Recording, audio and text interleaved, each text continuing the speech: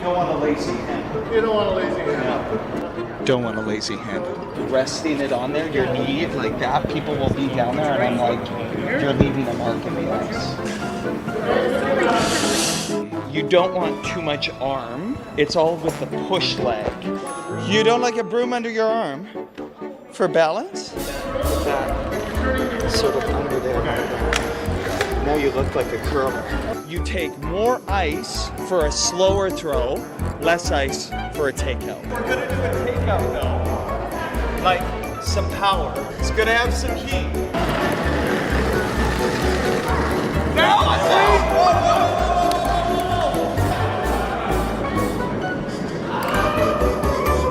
That was real heat. Are we supposed to stop? Are we supposed to sweep? That's funny. Curling now enters the Sports Weekend spotlight.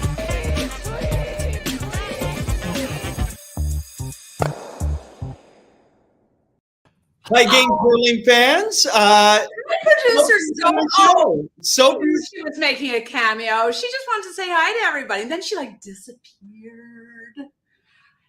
Devin, first off, how was Perry? It was everything and more, Call. But I will say that I missed you a lot. I missed the curling fans a lot. I felt disconnected. I could not find a curling rink in Paris. Is that a fact? That's a fact. I mean, I know there's one in Albertville from the Olympic days, Right? Provenyon, down that way. But I don't know. Maybe there aren't a lot of curling. There's one in Saint-Pierre-Miquelon. That is also France. Okay, tell me about your instructional thing. Where were you? I loved it. Too much arm. Well, did you see that? I like how you asked that. Do you want a broom? Maybe you don't. I mean, they were swimmers. They were like fish out of water. They were trying to get their footing on pebbled ice. They're normally in the pool. They're so comfortable. I missed you all. Hi, Game Curling fans. Hello. But let's just keep talking about your swimmers for a second. Well, do you think I have a career in coaching? I think you do. Really? And they're there for the World Cup right? So swimmers from around the world, the best swimmers, the best Canadian swimmers as well, are all in Toronto. They're getting ready to take to the pool where they feel more comfortable. At the Pan Am Sports Center, I'm going to be on the pool deck providing coverage, tweeting, doing all that. Yeah. But a bunch of curlers came to the Richmond Hill Curling Club yesterday.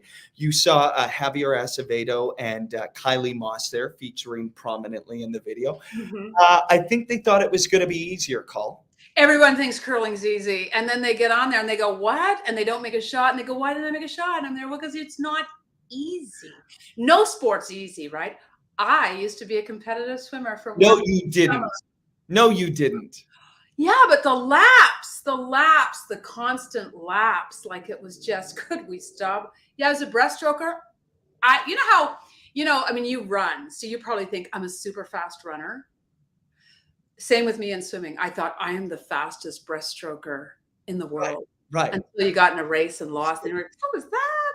So the fun part about the experience is, so they thought it was going to be easy. Then they got in the hack. Then they couldn't slide. Then they were trying to sweep. Now they compete starting tomorrow through Sunday. I hope you didn't hurt anybody. Well, this is what I'm concerned about, because I know when Your voice just changed. That's adorable.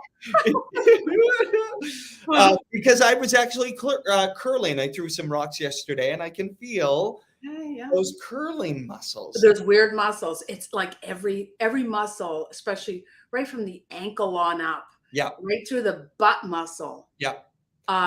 They're all turned on, and because it's you're sliding with a slider on an unstable surface. Yeah. Let me get my grammar right. Listen, we have a championship to celebrate. This is extremely exciting. Jean-Michel Menard and the crew, they took on the world. They conquered, they brought home a mixed title for Canada. I believe we have video. Scotland, and then they vacationed. They beat Scotland, and I think we have some video of the winning shot and the celebration. So let's take a look at that, and then let's talk to the team. I hope we have some broad. I went into Tesco, so I didn't come. The gate was open? We went through Tesco and we came up to see the background. I was tempted.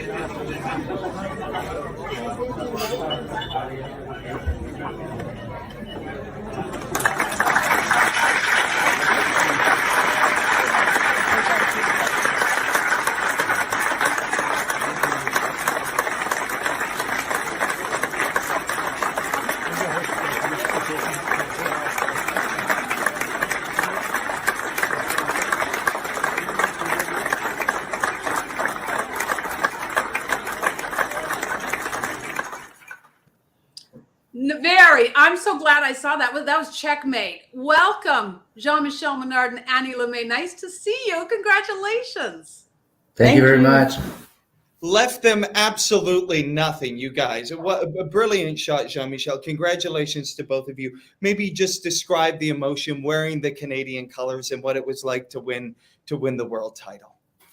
Well, as you probably know, I had the opportunity to wear the maple leaf in 2006. So it was 16 years later. It was obviously an honor to get the chance to play for Canada again, and honestly be reminded of how tough it is to represent Canada at the world stage in curling. The maple leaf is kind of a target in our back. Everybody wants to play against us, and they usually show up and play their best curling against our country. Annie, Devin and I were talking about just how much you two have won. What is it, 20 Quebec provincial titles between the two of you or something? Or did we miscount? I don't know. Maybe Pretty close. yeah, if we include juniors and mix, it's a little over 20. So yeah, we've You know what? Count them all, I tell you, because they get harder to come by as you get older. Annie, what was this moment for you, especially playing with Marie-France Larouche, your old skipper? Yeah, absolutely. Marie-France, I've been playing with Marie-France since 2000. My gosh. It's been a long time, so it's almost like my sister. So yeah, a lot of memories. It was so special this time because, as you know, in 2004 we lost in final against you, actually. Oops. It's a long time ago. It's been a long time, but since then We were wondering if you would bring it up, Annie. We were. there you go.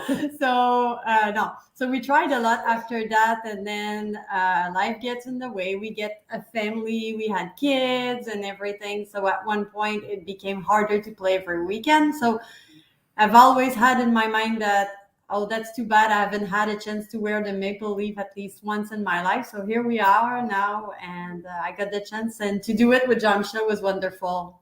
Oh, that's such a lovely story because that perseverance, is, and that dream you still held on to, that you'd wear the maple leaf.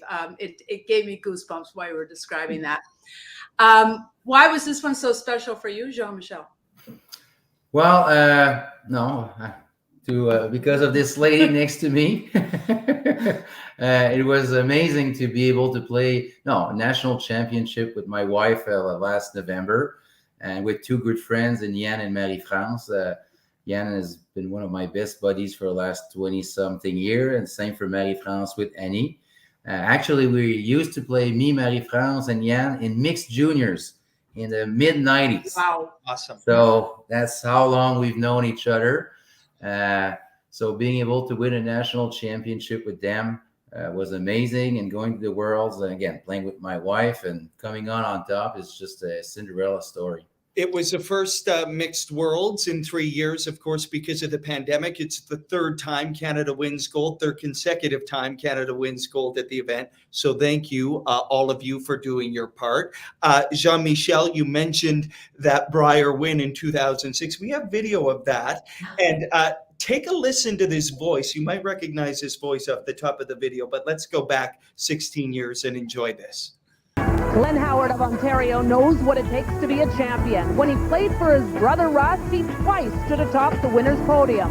Now Glenn Howard has his own team and is set to write his own history. With only one loss in this year's Brier, he has shown a relentless desire to be in the final, to play for the Brier Trophy, and today his eyes are on the prize. Quebec skip Jean-Michel Menard has made it to the final by throwing himself into the game and making big shots. But his aggressive style can be risky and has lost to Howard twice already. In this last match, mistakes may not be forgiven. It all comes down to two teams, two skips, both with one goal to hoist the Brier tankard. Great keel. He needs to kill the shot that Glenn Howard just needs to hit it on the left side as we're looking at, to kill that one. The back one on the top button is gone all day. He misses this shot by over curling. Double jam. Jean-Michel Menard attempting to become the first Francophone team to win the Canadian Championship. Will he do it? Come on! He does!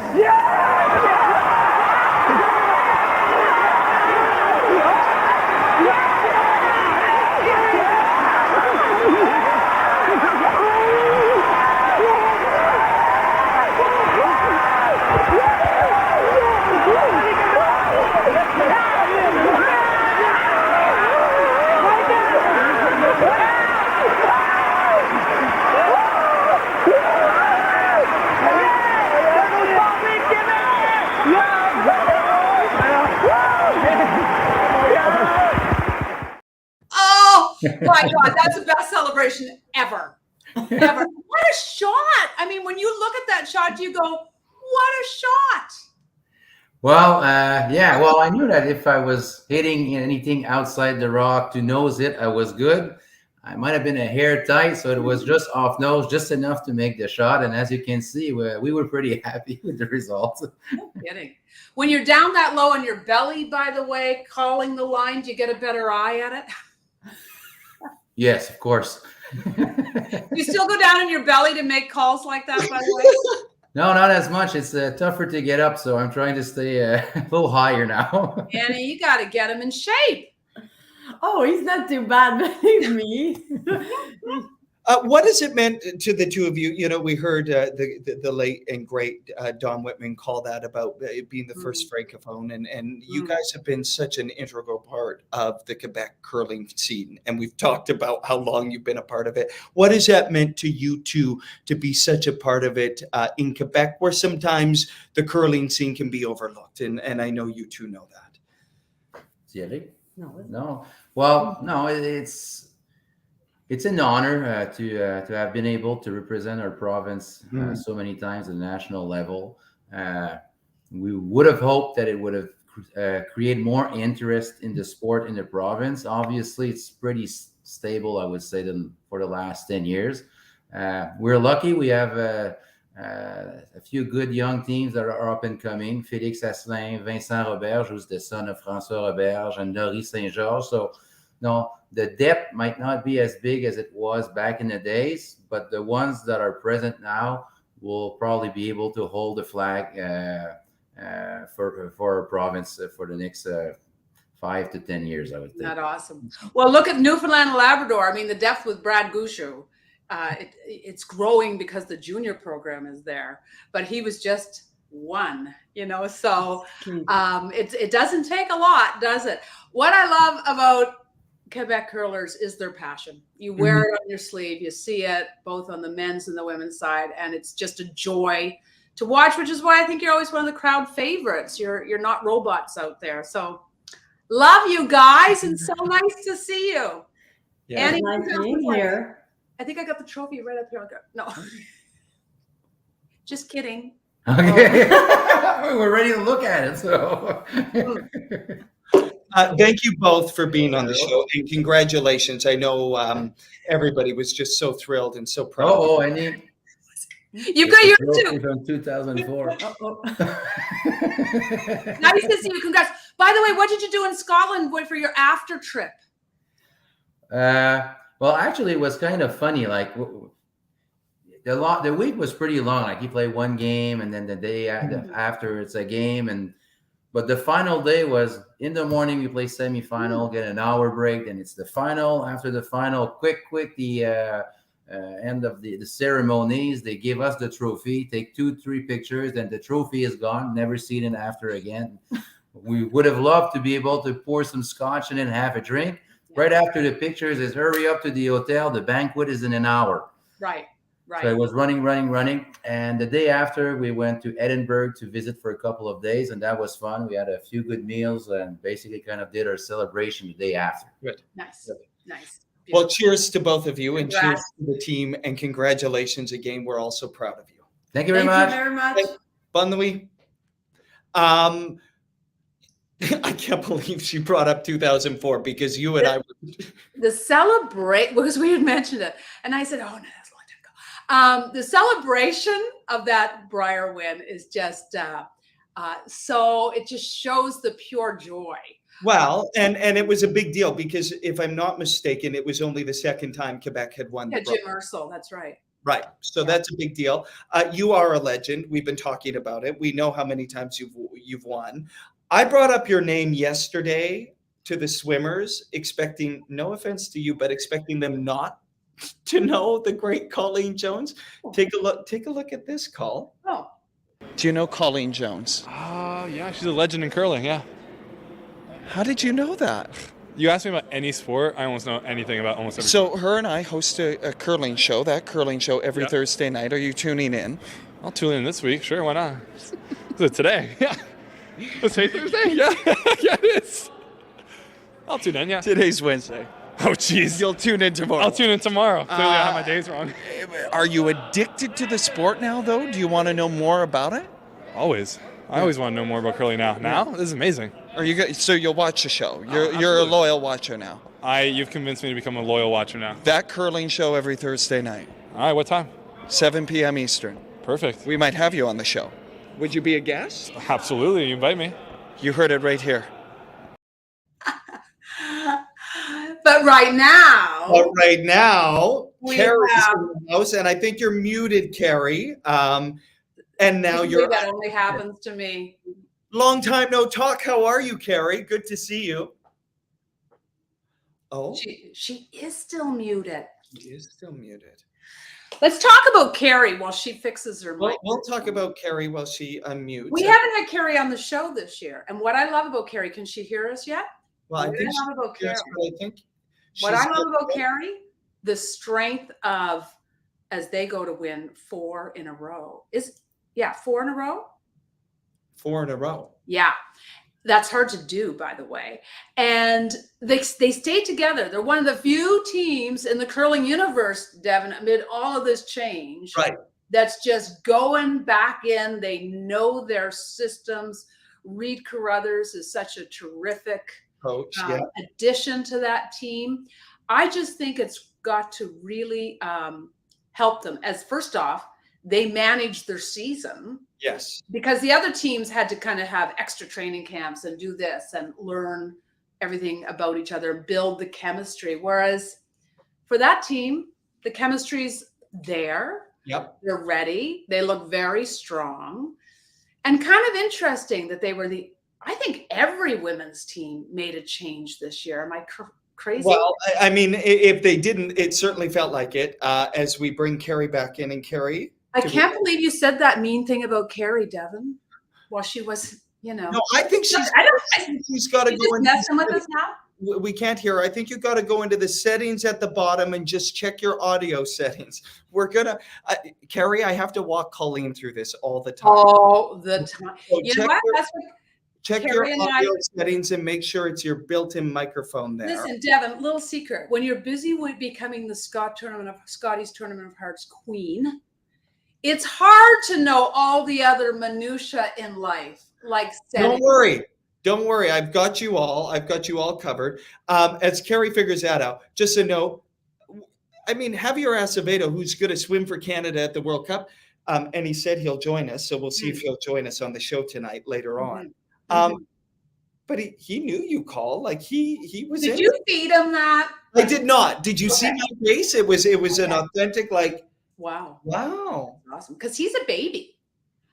I mean, he's a little younger. Yeah. Yeah, he's young. So that was very nice. I like him. I'm going to cheer for him. Well, we all should. We should cheer for these Canadian swimmers. And Carrie's back. Now she's gone for it. It's working? It's working. Yay. Carrie, I was saying it's hard enough to be the queen of curling, Scotty's Tournament of Hearts. You don't have time to figure out the minutia of the inner workings of our platform. So, but you did it, superstar. She's a problem solver. A good skip is a problem solver. Carrie, you've got the Canada colors on again, and you're getting ready to represent Canada yet again. You're getting used to this. How excited are you to be back in the fold to wear the maple leaf? Oh, we're super excited. Any opportunity you get to represent Canada and wear that maple leaf, you definitely want to take it. So we're heading to Calgary tomorrow for the Pan Continental, and we're going to have a couple training days before the event starts, and we can't wait to hit the ice. Okay, tell us about this Pan Continental. My head can't wrap around all the new events, but this replaces what the Pacific or the Asian thing in order to get into the Worlds. You describe it. Yeah, so it's kind of like that. It's definitely different. We haven't played an event like this before, so it's going to be, we're playing different countries that we never ever play. So I'm super excited for that. We get, I've had a couple of people message me from Brazil and even Japan, that they were just honored to be able to step on the same ice as us. So that's pretty amazing to get those kind of messages, and they're just all excited to be there and grow the sport. But what did that just say? The top 5 make it to the Worlds? Correct.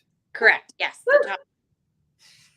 Yeah, so 9 women's teams, 8 men's teams, top 5. Canada on the men's side already has the automatic berth, as I understand it, because we're hosting in Ottawa. But Women's Worlds is in Sweden, so you've got to earn that spot for Canada, Carrie. And I believe your first game is on Monday against New Zealand, if I'm not mistaken. And then Kazakhstan, is that right? Yeah. How do you prepare for these teams? I mean, how would you normally, you'd have a lot of intel on the teams you would normally play. Some of these teams you wouldn't know a lot about, I would assume. Yeah, we don't know anything about those teams, but we're definitely just going to go in and treat it like any other team. We go out there and play hard every single game. So I know that they're like, you don't hear of these countries, but they're good shooters. Like, they make shots, so you can't take anyone lightly. We've seen that before, by the way, but Kazakhstan and New Zealand aren't exactly powerhouses, but it also gives you the chance to kind of get the feel for the ice too. Oh, for sure. We definitely want to learn the ice and catch on to any tendencies that it's doing. So we'll be focusing a lot on that. Carrie, we've had a lot of conversations on the show and with you about the pressure of wearing the maple leaf. We just heard Jean-Michel talk about you have a target on your back. You've got to do it a few times now. In terms of the genesis and the evolution of how comfortable you feel in that role, can you walk us through that and how the team imagines that? Because there would have been that rush of energy the first time, and I'm sure there still is, but how has it changed to better go into that? Definitely the very first time putting on the maple leaf in a bubble. Like, that was not the best experience, and we put a lot of pressure on ourselves during that event.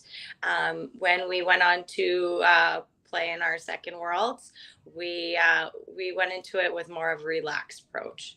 And just didn't put as much pressure on ourselves, just went out there and made shots. And we're playing a game that we absolutely love.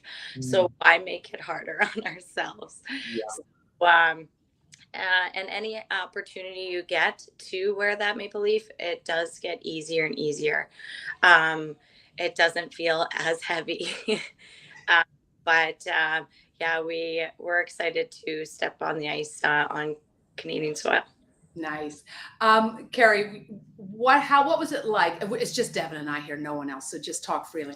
What was it like this summer and leading into the curling season when all of the curling changes, you know, the divorces were happening, people were moving in with each other, new teams. What was that like for you guys, just staying still and happy to be where you were at? Yeah. Yeah, we just watched it all unfold. It was so much less stressful. Yeah. And we were in that position 4 years ago. Holy man, it was a lot of stress. So it's definitely, we knew that we were going to stay together. So we really enjoy curling together and enjoy each other's company on and off ice. So we said, why change something that isn't broken? It ain't broke. Don't change it. Don't change it. You've won 3 in a row. You didn't make changes. Some of these changes sort of reignite things within teams. What was the conversation, Carrie, like to refocus, to set those goals and intentions, and what does that look like for this team moving forward? Well, I guess we changed a little bit, like adding Reed in. I know he was kind of last minute at the end of last season. Kind of our change that we made, and he brought some different energy and view of the game, so that made us excited. And every time we step on the ice now, he's coming up with different types of things for us to work on, and so that change in itself really benefited us. And and even we're always looking to get better. all these teams, European teams, their full-time job is curling, and that's all they do. So we're definitely always looking to get better and better. Nice. Speaking of full-time jobs, did you make a bit of a change with yours? Did I see that, Carrie? I did. I retired at 35 years old. Yeah, I decided to step away from my job at Bettle. It was a lot. Stressful for them, me being away for such long periods of time, and also for myself. As soon as I get home, I'm rushing to get the girls' lunches made, get out the door, get them to school, and me to work. So I've definitely been a lot more less stressed and spending more quality time with the family in the evenings. Yeah, Yes. it's very hard. I know I worked while I was doing that, and it was a lot of red eyes and exhaustion, and the lunches sometimes look pretty bad, I gotta say. Yeah. Well, happily retired at 35. Forget freedom 55, Carrie. You got freedom 35, except the That's right. That's right. How spend some time with us. Sorry, Call. Oh, did you have another question? I just wanted to know how the girls were. They have featured prominently in this show, and Lori and Cameron. Oh my gosh, how are they? Yeah, just go. Where are they? Come say hi. Yeah. Oh, nice. here they are. Oh, they're the cutest. This is Cameron. How's school going? Good. Is it good? Do you like your teacher? Nice. What grade are you in now? 4. And are you? That means you're curling now. Oh, they've been curling since they were about 3. 4, 3. Hey, Really? come on in. Who's You this? Hi, how are ya? Nice to see you. Do you guys think you will beat your mom someday? Do you ever play her? Squeeze in. Yes. I love you. You gonna beat her? Yes. You got her? Excellent. Good, actually. What does mom teach you on the ice? Do you get to go curling with mom? Yes. Yeah. What does she teach you? Oh, What do I teach you? sweeping and helping us slide a little bit. Nice. Do you tuck? Do you have a tuck slide like your mom? Yeah. Mm-hmm. Yeah. And we play with my husband. We also play like a 2-on-2. Yeah. The lefties versus the righties because Cameron's left-handed, and with my husband. So we always play a little game, and yeah, they're really good. Nice. That's good to hear. Oh, we can't wait to see you at the Canadian Juniors someday. No pressure. No Hey, pressure. I've never been to a Canadian Juniors, so This is how you're gonna get there, Carrie. Something's off your resume. She's retired. She's retired. yeah. It's good to see everyone, and I know you two are going to be cheering mom on. Do you get to go to Calgary, or are you going to be watching mom? We're leaving on Saturday. Awesome. That's fun. Fun. They can just skip school again. This is a pretty good game. Elementary school. You can skip a couple of days here or there. Yeah. Carrie, good luck. Good luck, Carrie. Nice to see you, girls. Bye, guys. Bye. We'll be watching. I think Good they to talk grew. to you. Do you think they grew? I think they grew. Oh, no, yeah, Sure. big time. Oh. Like, it's a blur. I mean, you can remember. I remember her. Was it the first Scotties win in Moose Jaw when they were? Oh, they were really little then. Yeah. You're right. We still have a lot to cover here. I got distracted with all the swimming. Do we have any more? There's swimming? more. There's more. This is all building. This is all building because you're going to see what happened when the swimmers broke off into teams and tried to play a game. It was chaos. But a little bit more of a teaser, some interviews as they were getting their footing called. Take a look at this. I'm excited. You know that Sweden is really good at curling. Yeah, I might disappoint Sweden a bit today, I'm afraid. Olympic champions, Nick Edin, Anna Hasselborg. Do you know them? No, I don't, but I know Sweden have a really good curling team. Rumor has it that you actually know this sport. I would say no is a little bit too much. I tried it like 3 years ago, so I've done it once, but I can't say that I was much of a talent. You know the Italian Olympic gold medalists are from Italy, right? Yeah, I know. Were you watching them? No, The mixed double? no.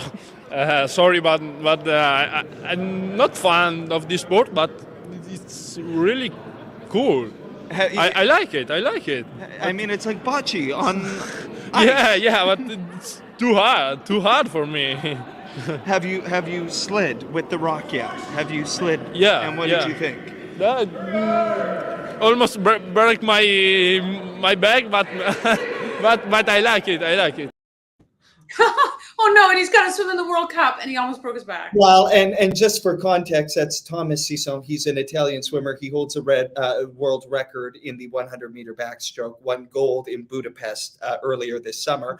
And Louise Hansen is a powerhouse from Sweden. So a little bit of international flair there, and we will get to the swimming later in the show. But now on a little more serious note, Call, because of course the last time you and I talked at the beginning of October, you were starting to get the sense that things were brewing south of the border with USA Curling, and it all sort of hit a different level, of course, at the beginning of the month when we received this report, and we had, according to this investigation by former U.S. Attorney General Sally Yates, releasing this report at the beginning of October. Like I said, former NWSL, that's the National Women's Soccer League Commissioner Jeff Plush, in this report was aware of abuse allegations against Portland Thorns coach Paul Riley, but did not do anything to prevent him from coaching in the league. And this report also said that Plush did not respond to requests for an interview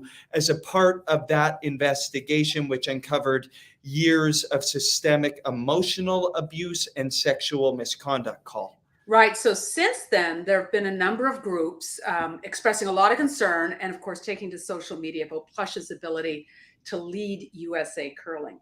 Plush took over the job of USA Curling back in 2020. And of course, he used to be the NWSL commissioner. 2 weeks ago, USA Curling issued a statement saying they held their own investigation in the wake of the Yates report.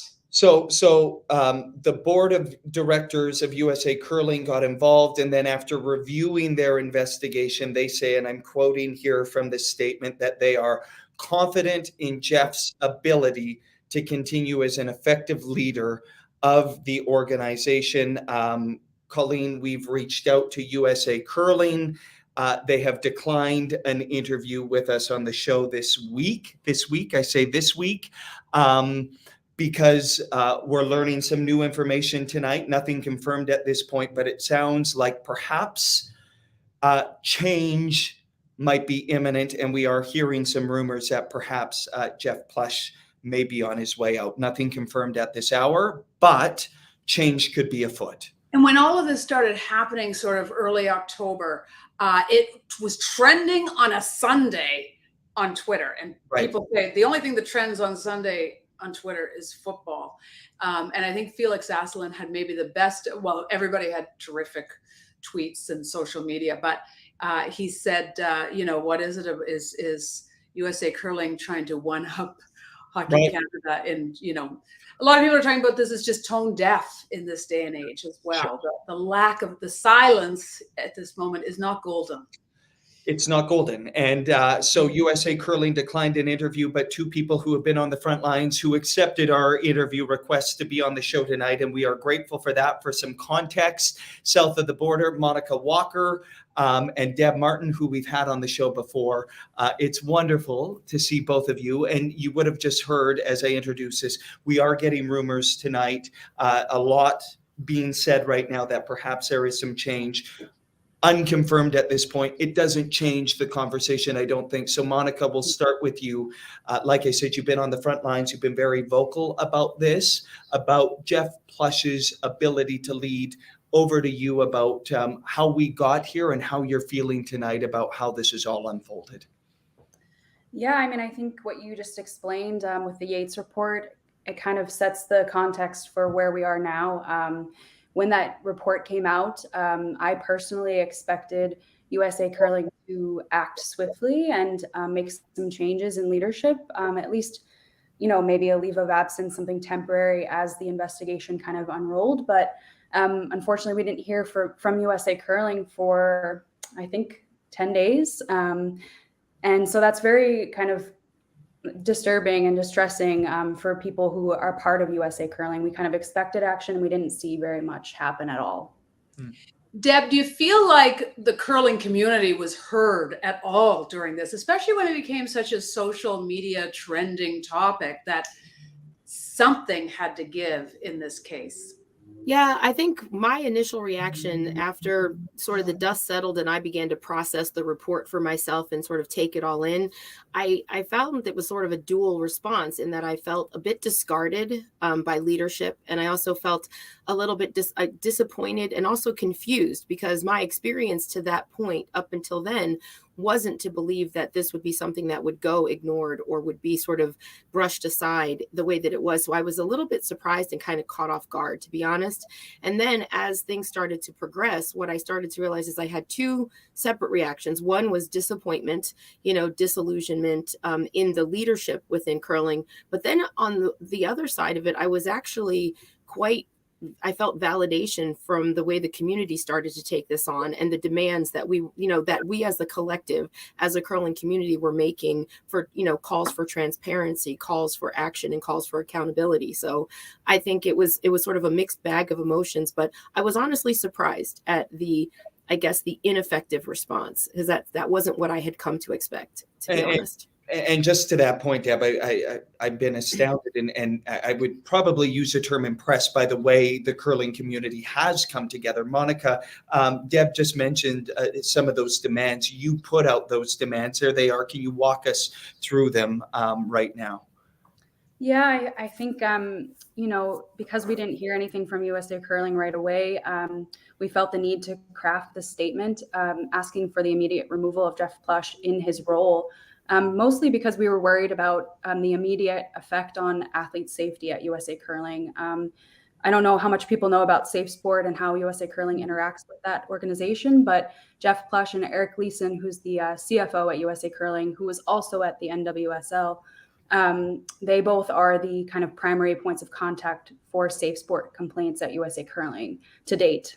So that was our reason behind asking for that removal. It really was with athlete safety in mind. We also wanted to have USA Curling release the results of the investigation that they had conducted. We felt that we in order to make a full decision, a comprehensive decision about Plush in leadership, we really needed to have that information. And by withholding that from us, it led to an erosion of trust for most people with USA Curling. And sorry, go ahead. Yeah. What's the next move, Deb? I mean, for me, it comes down to accountability at this point, accountability. And the only way to get to accountability is through transparency. I think that we're at a point now where if all of the initiatives that we've been talking about and undertaking, which is probably the only reason anyone even knows my name at this point, right, is, kind of participating in some of those loftier aspirational ideas about changing the face of curling and creating a space that is more welcoming, inclusive, and belonging. I don't think you can do that or say that you're an advocate for that and then subsequently close ranks, draw the shutters and hide behind closed doors. I think the only way that this works is for full disclosure, full accountability. And I don't think you can repair the breach of trust unless and until that happens. So I'm hoping that the messages are getting through and that, maybe cooler heads will prevail and that at some point people will actually live up to the say-do alignment that I'm hoping, so that what they've been saying actually is reflected in what they actually do. And that's my hope for how this turns out. Smart, Deb. I've had a lot of conversations with people south of the border this week. The reverberations of this are far-reaching, and the tentacles of this are far-reaching as well. And we could have done a whole That Curling show on this, because I know there are concerns. The GNCC has concerns, and that's a whole other thing we could get into. I know we want to stay focused on the Plush situation and the Safe Sport tonight, Monica. You mentioned Safe Sport. I've done a lot of investigating on Safe Sport. We've seen Colleen mentioned it south of the border with the Hockey Canada board and trust in people's ability to lead. In America, it feels like there's been this groundswell of momentum in the curling world. And now this. And I'm hearing from people that this isn't their sport. This isn't the spirit of curling. This is not it. What damage is being done here by USA Curling not being accountable to listening to the people who want to grow the game? Yeah, I think it goes back to kind of what Deb was describing. We're working hard to create an inclusive community and an environment for curlers in the U.S. so that we can continue to grow the sport in our country. And unfortunately, the results of the Yates report and the lack of action by USA Curling is really contradicting that and making that not possible. We're in a bit of we're kind of stuck right now. It's hard to move forward and continue to build that community without change happening. How's the online petition going? And have you approached the World Curling Federation? You would think maybe they'd be getting involved in this as well. Yeah, we had over 1,000 signatures in a week on our petition, which is really encouraging that the word was getting out there and people were signing on. I think we're over 1,200 now. I don't believe we've reached out to the WCF, but there are a lot of larger organizations that we could reach out to. And I think that may be, next steps we consider if change doesn't happen. Deb, we've been talking about these rumors we're hearing and that perhaps there might be change or resignations or whatever. And we'll obviously stay tuned on that. That to me just seems like a little bit of the story, because it seems like there's a lot more at stake when you look forward. Maybe just talk about moving forward, what you would like to see, even if there are resignations and changes. This feels like maybe a reckoning point for there to be a chance to reevaluate the direction this is all going. Yeah, I mean, honestly, Devin, ever the coach, that's kind of like my slant in the world. And I try to approach things from the perspective of what can you learn from this? And I would just have to say that at best, this is going to have to come away as a teachable moment of how not to handle something like this. And that's not to slam any individuals. I just feel that at some point, though, this is the case study in what you don't want to do. You don't want to leave a void that then allows conflict, uncertainty to have, people within the community start to turn on one another because the left hand doesn't know what the right hand is doing. And I think, unfortunately, that void and what I will call an abdication of leadership to act swiftly and to hear and respond, with, I guess the quickness has left us a little bit tattered, I would say. There are probably fractures. I don't know if I would say it's irreparable damage, but I definitely have witnessed some things fraying at the seams. And to your earlier point, I don't think this is 100% just this issue. Unfortunately, we've got twin traumas going on within USA Curling. And I think some of that has gotten conflated. And I think frustration with one led to, people sort of joining in the fray and clanging the bell, maybe sometimes disingenuously.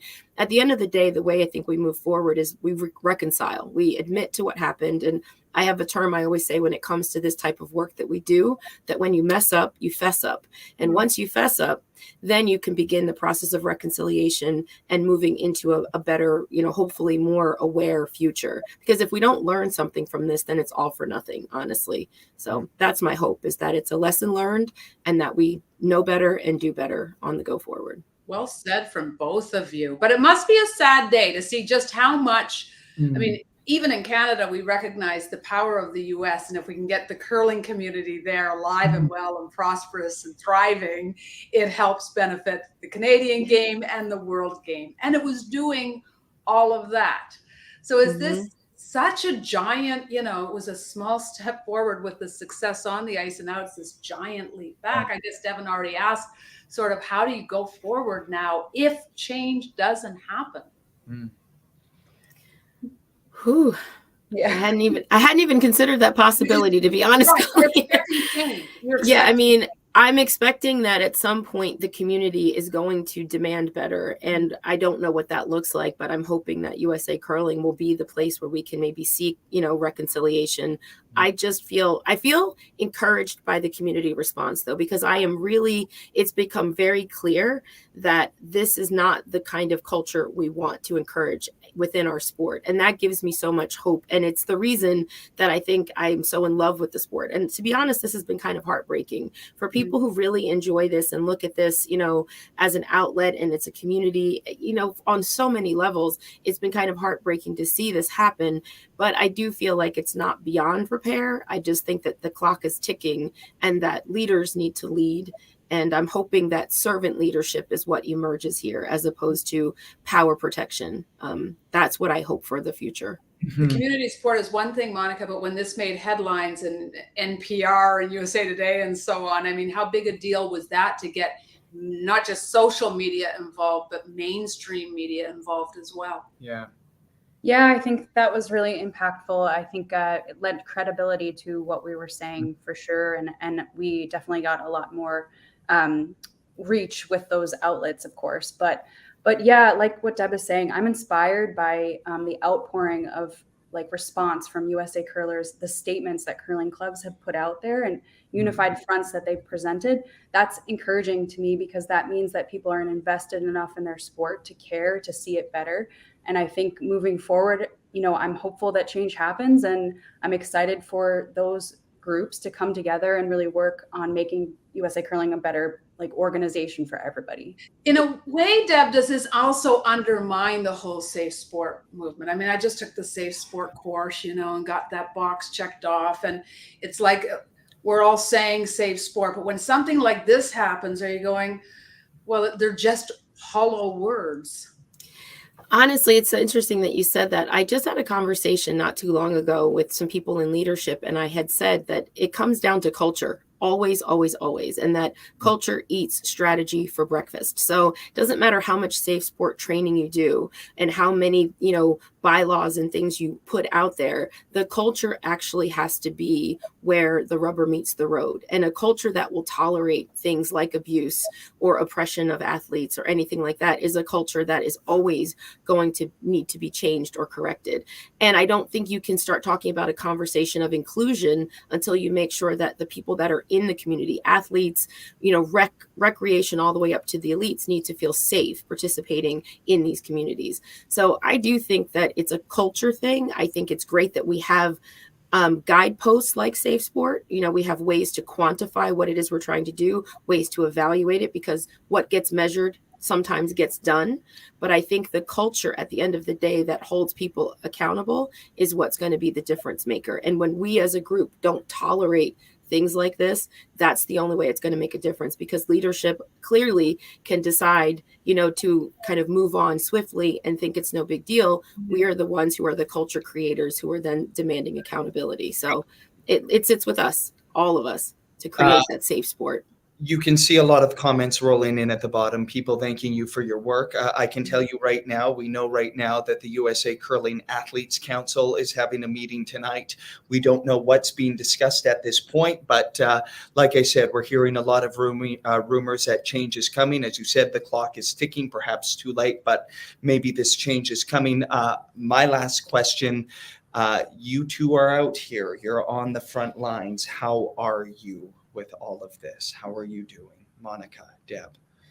Yeah, it's been an intense couple of weeks for everybody involved. And I personally, I'm exhausted. It's been very emotional and up and down. I care a lot about USA Curling. I care a lot about athlete safety. And I'm ready for something to change. Something has to give here. Deb? I think Monica's being very modest. I've witnessed on the backside of this a lot of people, including Monica, working very hard. People with full-time jobs and entire lives who have just carved out all the space possible to really demand better and do more. And we're just people, right? This is about progress, not always perfection. And I think the emotional labor that it takes to do this kind of work, I am impressed that people have stuck with it as long as they can. But I do think there's a point where, it's great to see other voices come into the fray, just as the small group of people who were fighting the good fight right when you're at the give up moment, you get a letter from another club or from a large, governing body or from a sponsor, and that gives you just enough fuel to keep pushing. I think maybe I'm a little less exhausted because I don't feel like I've been out there in the front on this. And I was grateful that other voices were able to take the lead and that we have so many people singing from the same sheet music. But it's time for leaders to lead and to let those of us who are just volunteers get back to doing the things that light us up and fill us up. And this is an igniting event, but for all the wrong reasons, in my opinion. Well, as you said, if you messed up, fessed up, or at least be honest and transparent, because it doesn't pass the old sniff test right now for a lot of people. 100%. Thank you so much for joining us. Brilliant. If I had a pen, I would have written. You guys had so many wonderful motivational quotations through that. Didn't you? Anyhow, we hope things get settled. Canada certainly went through their own mess with Hockey Canada. And the silence there was deafening for a long time, and the frustration. So we hear you. Yeah. Well, thank you for giving us an opportunity, as always, to share and talk more about it, because I think the more we talk about it, the clearer the story gets, and the more context, the better. So I appreciate you guys. Thanks. It is a mutual feeling, and take care of yourselves. And you are certainly making space for people to step into the spaces that you're talking to, Deb and Monica. Thank you, and we will obviously be keeping a close eye on this, and more to come, to be sure. So appreciate you both. Thank you. Thanks. Thanks, guys. And as we said at the top of this, you reached out to USA Curling for a counter. We didn't hear anything. The rumors are buzzing, but nothing firm on anything yet about the future of what's going to happen with Jeff Plush. And we will stay on it because we care deeply about all of the curling world, certainly. All right, we are now switching gears back to the swimmers, back to the curling to close the show. You saw Javier Acevedo, you, of course. He features prominently in the story. Can't wait to see it. So why don't we watch the final results of swimmers taking to the ice? Yay. To close the show. Enjoy. For many, being on the pebbled sheets feels like home. But today, elite swimmers are going to be like fish out of water, swapping out their Speedos and swimwear for stones and brooms. Buckle up.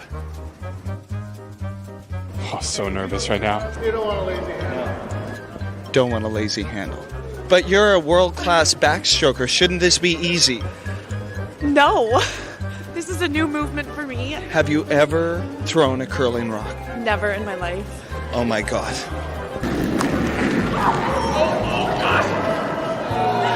Almost perfect.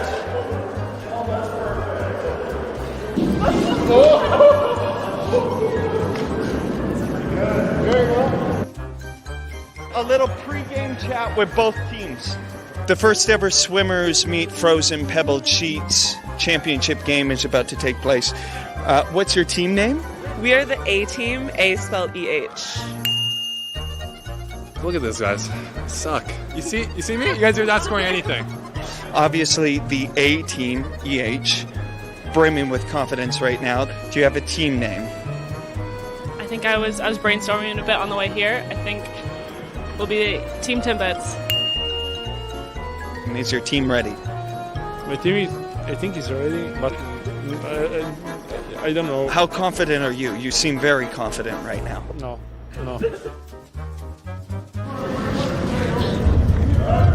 Very elegant. Further than theirs. Money. Yeah. Don't need the measuring stick for that one. Good job. Bailey, too strong.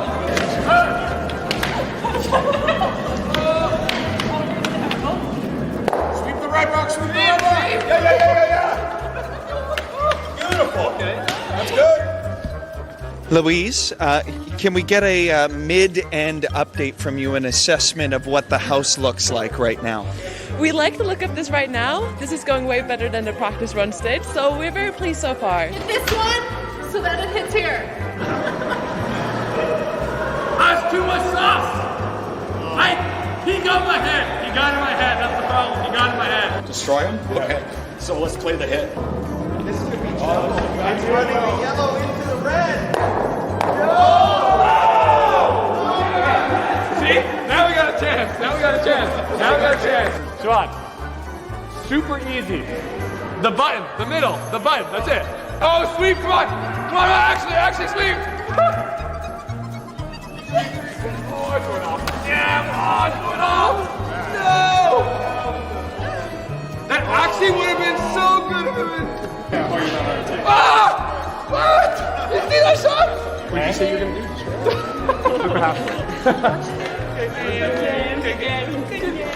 do? You're the champs.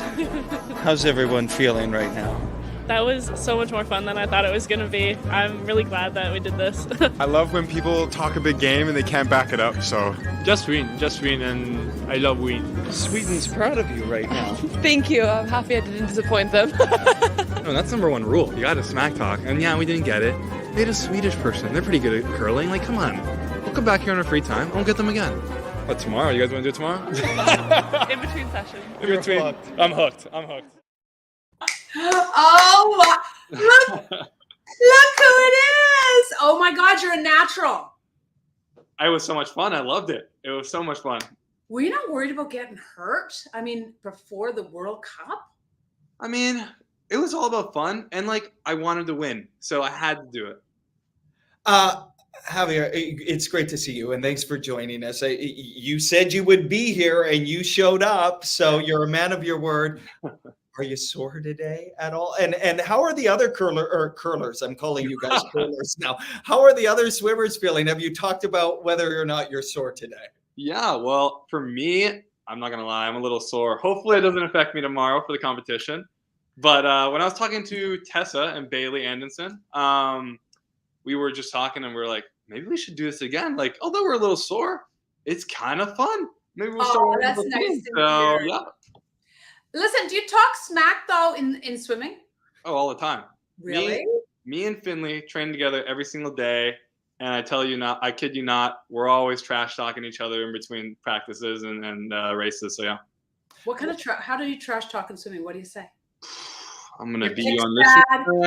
I'm going to beat you on that one. Like, someone's saving up a little bit for a repeat, trying a little harder and saving up for the last hard set. So, yeah, there's a little trash talk going on. How many events are you in? At the World Cup, I'm in 5 different events. Yep. Okay, like what? Go ahead. What are they? Yep. So 50, 100, 200 backstroke, the 100-meter freestyle, and the 100-meter individual medley. And you've had some success of late. Tell us about that. Yeah. So I just recently came off the World Cup in Berlin, so maybe still a little jet lagged, but yeah, I came back with 3 bronze medals, so that was incredible. Nice. As you saw in the video, Thomas Chechon was one of my rivals at the meet. We were racing back and forth, but I am so excited to be in Toronto. It's the first time we've hosted a major international competition since 2015 Pan Ams. So it's so exciting to be in front of a home crowd. So you could have trash talked him at the curl. You could have taken him out with the broom if you wanted. Oh yeah. I could have. I maybe should have. So yeah. How far back are you from him right now? Like this much, like barely. Oh, I couldn't play a sport where it's just measured like that all the time. Are you kidding me? Oh, come on. What is it? 2/100ths of a second. That would just I'd no, Javi, you remember yesterday when we were talking about how close the rings were, and we were talking about the measurement. Yeah. Colleen won a championship on a measurement. That's how close a championship game came down. You probably know that. You probably know that. Mm-hmm. I nearly had a heart attack watching it. That was very. But ditto for when you see swimmers looking up at the clock, going, "What was the time? How close am I to the?" It's awesome. So Devin's going to be poolside with you.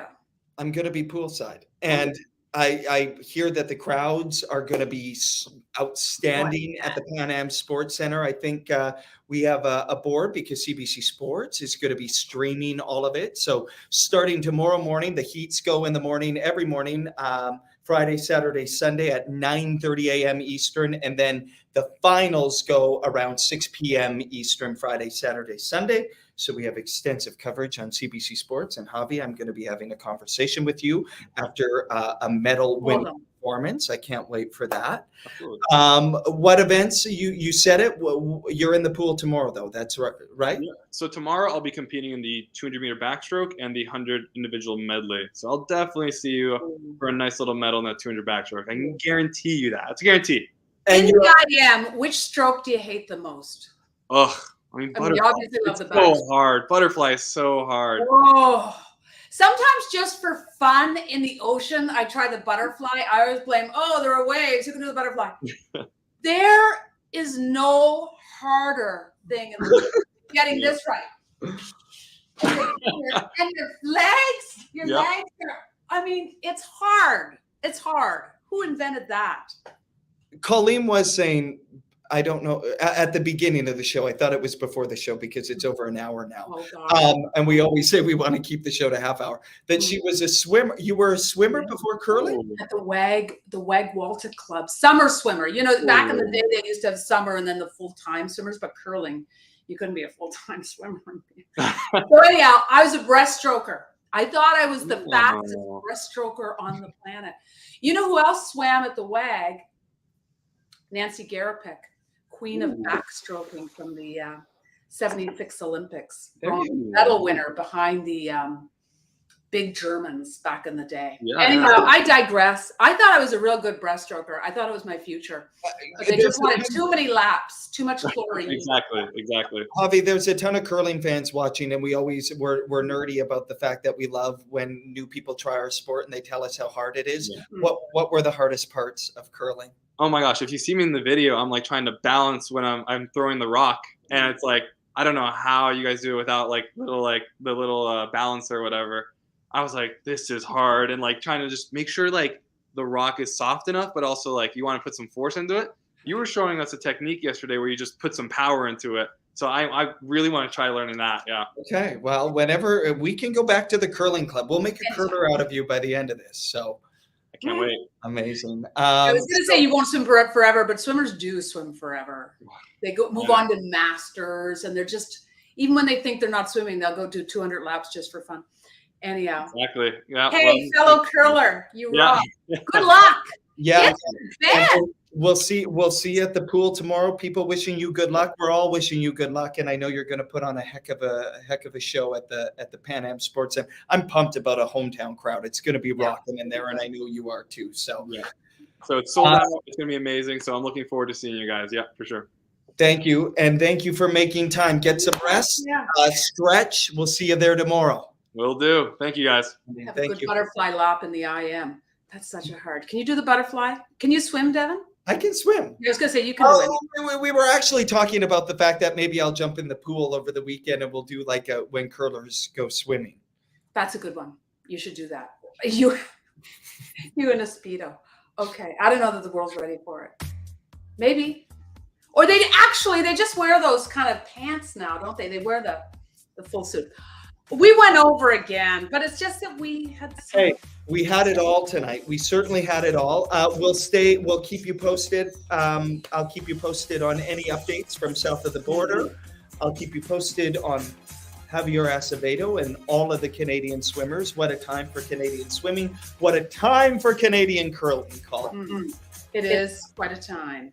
All right, we'll see you next Thursday night. Next Thursday night. Thanks, producer Soph. Thanks, Soph. Good night, curling fans.